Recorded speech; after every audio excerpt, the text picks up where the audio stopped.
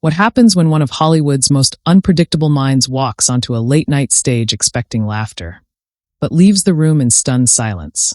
The lights hit, the audience cheers, and within minutes, everything shifts. If you love explosive celebrity moments and behind-the-scenes drama like this, make sure you subscribe to Talk Flair right now, drop a like, and share your thoughts in the comments, because this is a story people are still whispering about. The studio felt electric even before the cameras rolled.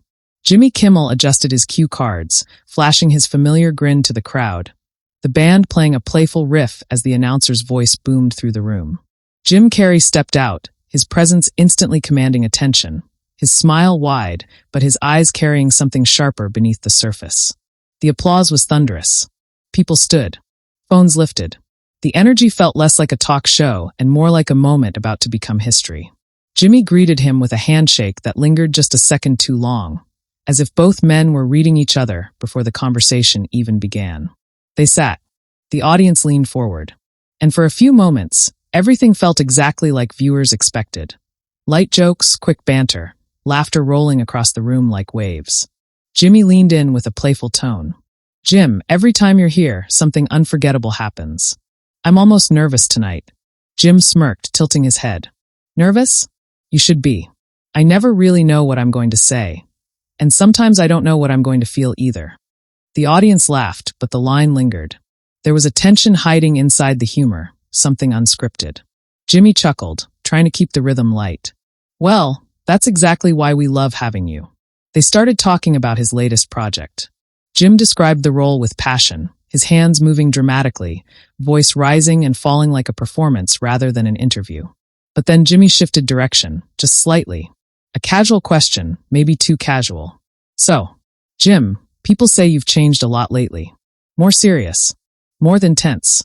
Some even say you don't enjoy Hollywood anymore." The crowd murmured. Jim's smile tightened. He leaned back, eyes scanning the audience before returning to Jimmy. "People say a lot of things when they don't understand you." Jimmy raised his hands lightly. "I mean it as curiosity. You've always been the wild, hilarious guy. But lately, you've been calling out the industry, questioning fame, even interviews." The words hung in the air. The band stopped playing softly. The studio felt still.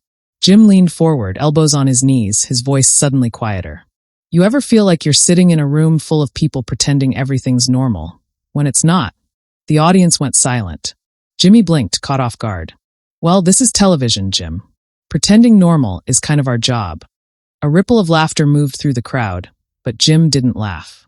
His expression hardened, and for the first time, the playfulness vanished completely. "That's the thing," Jim said slowly. "It stops being funny after a while. You sit here, night after night, asking the same questions, pushing the same smiles, like we're all characters in a machine." Jimmy shifted in his seat. "It's entertainment, man. People tune in to escape." Jim's voice rose, not loud but intense. "Escape what? Reality? Truth? The fact that half of this industry is just noise pretending to be meaning." A gasp rippled across the audience. Jimmy forced a smile, trying to steer the conversation back. "Okay, this got deep fast. Let's pull it back. Tell me something fun from the set." Jim shook his head slowly, eyes burning now. "Why do we always do that? The moment something real comes up, we joke it away. We cut to commercial. We pretend it didn't happen." The air felt heavy. Even the cameraman seemed frozen. Jimmy's tone softened, cautious.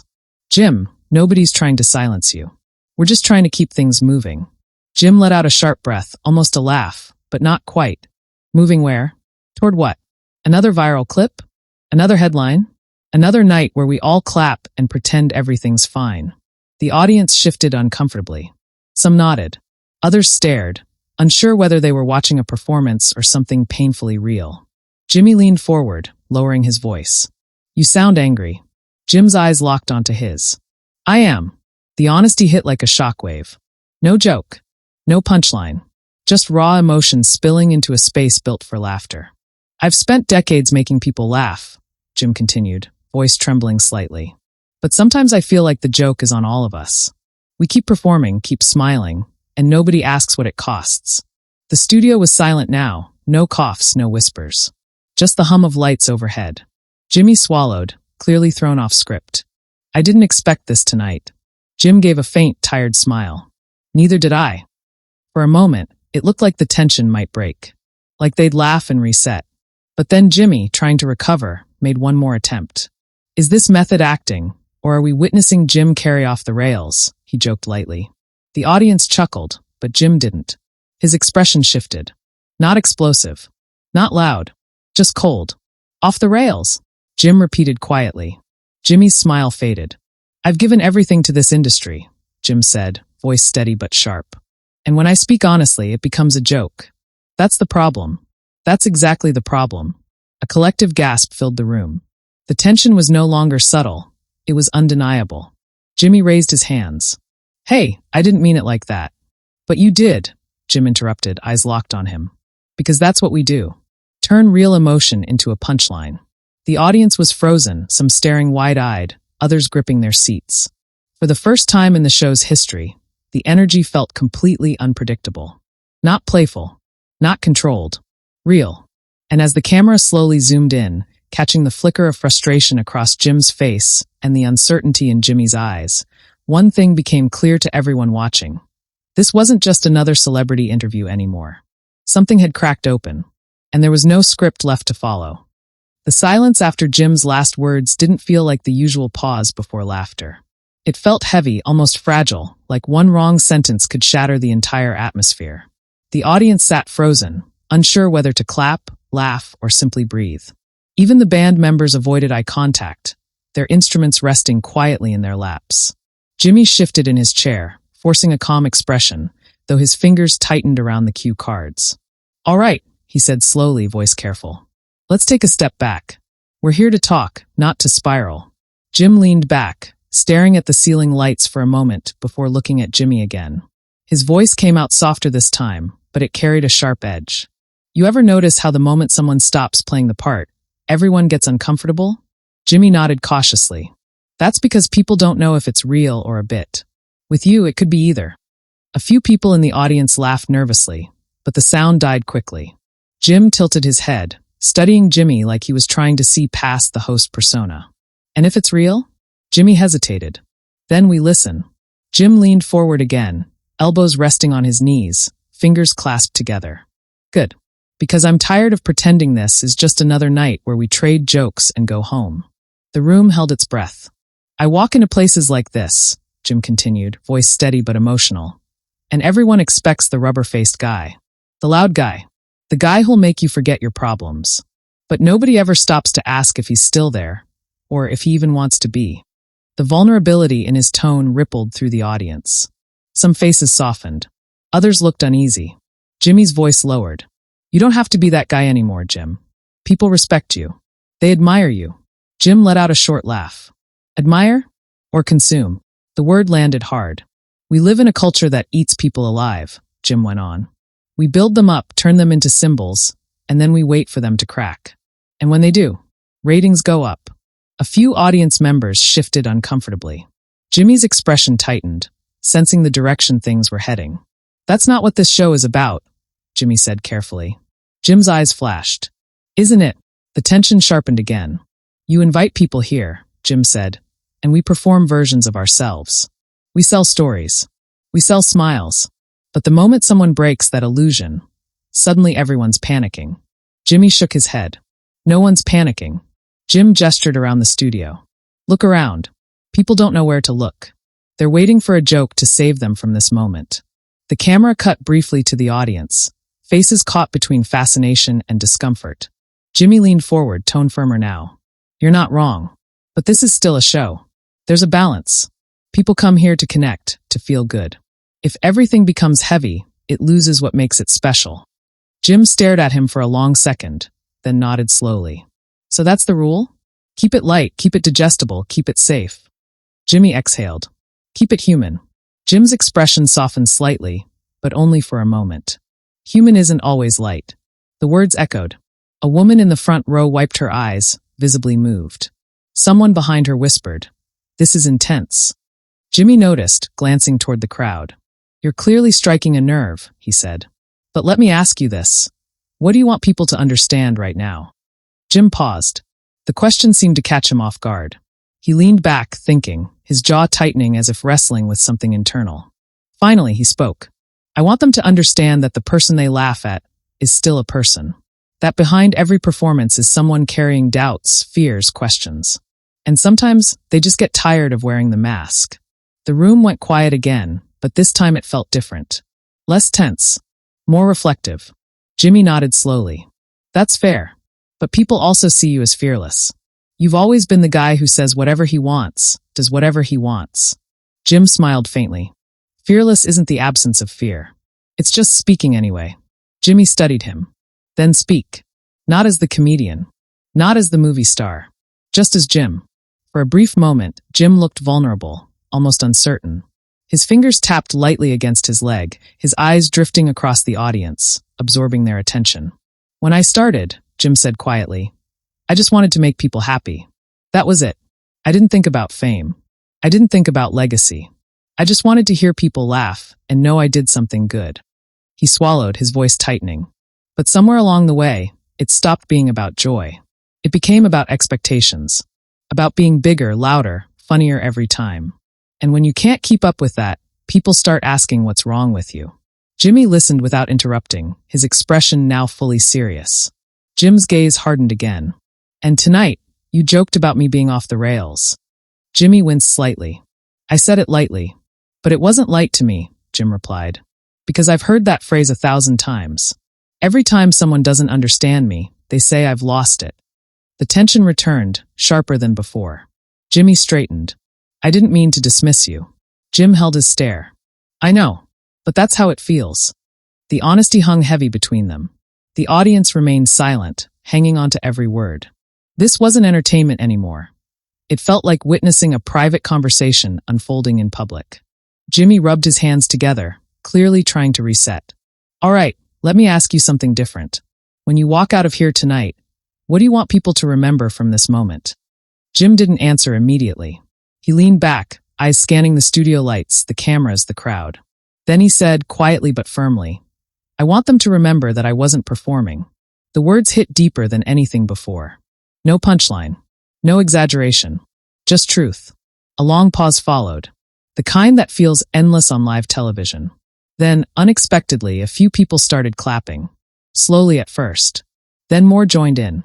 The applause grew, not loud and celebratory, but steady, respectful, almost emotional.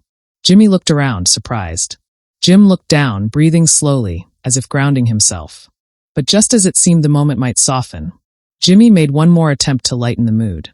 Well, he said with a gentle smile, this might be the most serious conversation we've ever had on this stage. Jim looked up. And maybe, Jimmy added, the most honest.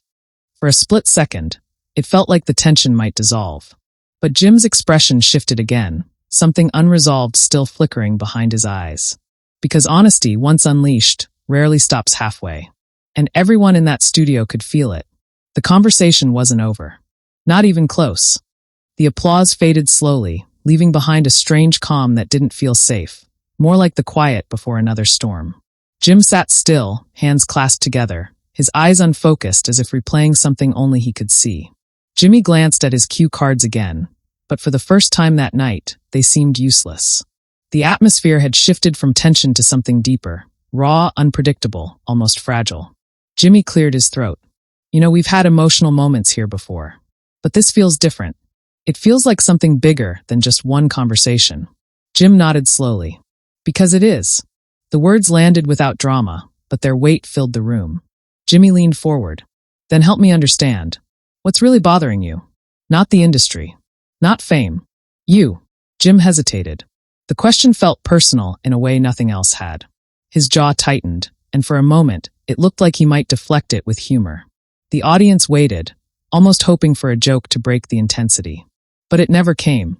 I think, Jim said carefully, I reached a point where I couldn't tell who I was anymore. The characters, the roles, the expectations, they blur everything. You wake up and realize you've been performing so long. You forgot how to just exist. Jimmy listened intently, his expression softening. And when that happens, Jim continued, people around you don't notice. They still want the same energy, the same chaos, the same laugh. But inside you feel empty. A hush swept across the audience. A few people exchanged glances, visibly moved. Jimmy spoke gently. That sounds lonely. Jim gave a faint nod. It is. Fame is loud. Crowds are loud. But loneliness is louder than all of it. The words hit deep. The band members sat motionless, the stage lights suddenly feeling harsher, exposing every emotion. Jimmy shifted, his tone sincere now. You've inspired millions, Jim. You've made people feel less alone. Does that not fill that space at all? Jim's eyes flickered. It used to, and maybe it still does in moments. But inspiration goes one way. You give and give and give until you don't know what's left for yourself. The vulnerability was almost painful to watch. Jimmy leaned back, nodding slowly. I think a lot of people in this room understand that more than you realize. The camera briefly cut across the audience, faces serious, some nodding, some wiping tears. Jim looked at them, and for a moment his expression softened again. But then something shifted. A flicker of frustration. Attention returning. See, that's the strange part, Jim said. Everyone relates, but nothing changes. Tomorrow, the headlines will say I had a meltdown. That I lost control. That I snapped on Jimmy Kimmel. Jimmy opened his mouth to respond, but Jim continued, voice rising slightly. They won't say we had a real conversation. They won't say we talked about identity, loneliness, pressure. No, they'll turn it into a spectacle. Jimmy raised a hand gently. Media does what media does. But people watching right now, they're seeing you. Jim shook his head. Are they? Or are they waiting for me to break? The question lingered, heavy and uncomfortable. Jimmy's voice turned firmer. Nobody here wants you to break. Jim's gaze locked onto him. Then stop treating vulnerability like entertainment. The line hit like a lightning strike. A gasp rippled through the studio. Jimmy straightened, the host persona flickering back into place, but his eyes betrayed tension. We're not exploiting you. You're choosing to speak. Jim leaned forward, intensity surging again. On a stage. Under lights. In front of cameras. You think that doesn't shape what happens. Jimmy hesitated. The truth of it sat uncomfortably between them. Jim continued, voice steady but heated. This environment, it pushes emotion. Amplifies it. And then packages it. That's what this is. The audience shifted again, some nodding. Others looking uneasy at how direct the moment had become. Jimmy rubbed his temple, exhaling slowly. So what would you have me do right now? Shut the cameras off. End the show. Jim paused, taken aback by the question. His expression softened slightly. No, he admitted quietly. Because this conversation matters. It just shouldn't have to feel like a performance. The tension dipped, but didn't disappear. Jimmy leaned forward again, voice calm but serious. Then let's drop the performance. No jokes. No bits. Just two people talking. Jim studied him carefully, as if weighing whether to trust that shift. You're really doing that? Jim asked. Jimmy nodded. Yeah. A long pause followed. The kind where every second feels stretched. Jim finally leaned back, exhaling slowly, some of the fire in his expression fading into exhaustion. I'm tired, he admitted. Not angry. Not dramatic. Just tired. The honesty changed the entire mood of the room.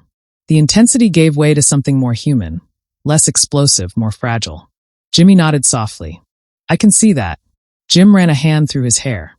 I didn't come here planning this. I thought we'd joke, promote the film, laugh. But something in me just couldn't do it tonight. Jimmy's voice dropped. Then maybe this is exactly what needed to happen. Jim looked at him, surprised. Jimmy continued. People see celebrities as untouchable. Perfect. Tonight, they're seeing reality. And maybe that helps someone out there who feels the same way. Jim's eyes flickered, emotion surfacing again, but this time quieter. You really think that? He asked. I know it, Jimmy replied. The audience began clapping again, soft, supportive, genuine. Jim looked around, clearly affected. For the first time that night, his shoulders relaxed slightly. But just as the moment began to settle, a voice from the audience called out, loud enough to be heard. We love you, Jim. The crowd erupted in agreement. Cheers, applause, people standing. Jim froze, overwhelmed. His eyes watered, and he looked down, trying to compose himself. Jimmy smiled faintly, giving him space. But then, unexpectedly, Jim stood up. The movement caught everyone off guard. The applause quieted instantly, curiosity replacing it. Jim looked out at the audience, breathing slowly, emotions still swirling. This right here, he said, voice thick. This is real. He pointed toward the crowd. Not the headlines. Not the clips. This moment. Jimmy remained seated, watching carefully. Jim turned back toward him, eyes intense but calmer now. And I don't want it twisted into something it's not. Jimmy nodded. Then it won't be. Not by me. Jim studied him, searching for sincerity. The tension didn't explode this time. It hung quiet, unresolved, but honest. And as Jim slowly sat back down, the studio filled with a strange, powerful stillness. Because everyone could feel it. They weren't watching a meltdown anymore. They were watching a man standing at the edge of everything he'd built, trying to figure out who he was without it. And the night still wasn't over. The studio felt different after Jim sat back down. Not lighter, not heavier, just real in a way late-night television rarely allowed. The applause faded, and the silence that followed wasn't uncomfortable anymore. It was reflective, like everyone in the room understood they'd crossed into something unscripted and impossible to rewind. Jimmy rested his hands on his desk, watching Jim carefully. No cue cards now, no jokes ready. Just presence. You know, Jimmy said quietly, I've hosted thousands of conversations on this stage. Funny ones, awkward ones, emotional ones, but I can't remember the last time the room felt like this. Jim nodded, breathing steady now, though his eyes still carried the weight of everything he'd said. That's because most nights, Jim replied, we're performing. Tonight we stopped. The audience listened in complete stillness. Jimmy leaned forward slightly. What happens after this, Jim? After the cameras stop? After people go home and the internet starts doing what it does? Jim gave a small, knowing smile. It'll explode. Clips everywhere. Headlines. People arguing over whether I was brave or unstable. Whether I spoke truth or lost control. A few people chuckled nervously, recognizing how accurate that sounded. Jimmy nodded. That part, I can't control. I know, Jim said. And I'm not afraid of it anymore. The words carried a quiet finality. For years, Jim continued, I cared about how every moment was perceived. Every interview. Every reaction. Tonight, I just spoke. And whatever comes next, that's okay. Jimmy studied him. You seem calmer now. Jim exhaled slowly. Because I stopped fighting the moment. The band shifted slightly, a soft chord filling the silence. Not playful, not dramatic, just gentle. Jimmy turned toward the audience. I think everyone here can feel that this wasn't just television tonight. People nodded. Some clapped softly. Jimmy looked back at Jim. And for what it's worth, I'm glad you didn't hold back. Jim met his gaze. Me too. A quiet understanding passed between them. No hostility left, just two people who had stumbled into something real on a stage built for entertainment. Jimmy leaned back. You know what's strange? This might be the moment people remember you for the most. Not a character. Not a movie. Just you. Jim smiled faintly. That's terrifying. The audience laughed gently. But maybe it's also freeing, Jimmy added. Jim thought about it, then nodded. Yeah, it is. The cameras slowly widened their shot, capturing the entire studio. The audience leaning forward, the crew standing still, the atmosphere charged but peaceful. Jimmy glanced offstage briefly, then back at Jim. We usually end interviews with something light. A funny story. A game. But tonight, that doesn't feel right. Jim shook his head. No, it doesn't. Jimmy folded his hands. Then let's end it honestly. He turned to the audience. What you saw tonight wasn't planned. It wasn't scripted. It was just a conversation. And maybe we need more of those. The applause began, stronger this time. Not explosive. Respectful. Jim stood slowly, looking around the room. The cheers grew louder. Some people rose to their feet. For a brief moment, his eyes shimmered again. Not with frustration this time, but gratitude. He placed a hand over his heart, nodding to the crowd. Thank you, he said quietly. Jimmy stood too, shaking Jim's hand, firm, sincere. No matter what happens tomorrow, Jimmy said, just loud enough for the microphones. I respect you for this. Jim nodded. And I respect you for staying in it. The band played them off, but softer than usual, as if even the music understood this wasn't a typical ending. The lights dimmed slightly, and then the broadcast cut. But the story didn't end there. Within minutes, social media ignited. Clips of the moment flooded timelines. Some called it one of the rawest interviews ever aired. Others debated whether it was discomforting, powerful, or both. Comment sections filled with people sharing their own struggles, their own exhaustion, their own desire to be understood beyond expectations. Entertainment outlets rushed to frame it, some praising Jim's honesty, others questioning his emotional state. Analysts replayed every line, every pause, every look exchanged between him and Jimmy. But something unusual happened. Instead of mockery, there was empathy. Fans wrote about how the moment made them feel seen. Performers spoke about the pressure to constantly entertain. Even critics admitted the interview had broken the usual pattern of celebrity appearances. It wasn't just a viral clip. It became a conversation. Days later, people were still talking about it, not as a meltdown, but as a moment where the mask slipped and the human being underneath finally spoke. And for Jim, the noise didn't matter as much anymore. Because for one night, on one stage, he stopped being the character the world expected and just existed. And maybe that was the most powerful performance of his life. Now it's your turn to decide. Was this a moment of truth or a moment that went too far? Did Jim Carrey expose something real about fame and pressure? Or did the intensity cross a line for live television? Share your thoughts in the comments right now. Your voice matters in conversations like this. And if you want more explosive, emotional, and cinematic stories from the world of celebrities and the moments no one forgets, make sure you subscribe to Talk Flair, like this video, and stay with us for the next story that everyone will be talking about.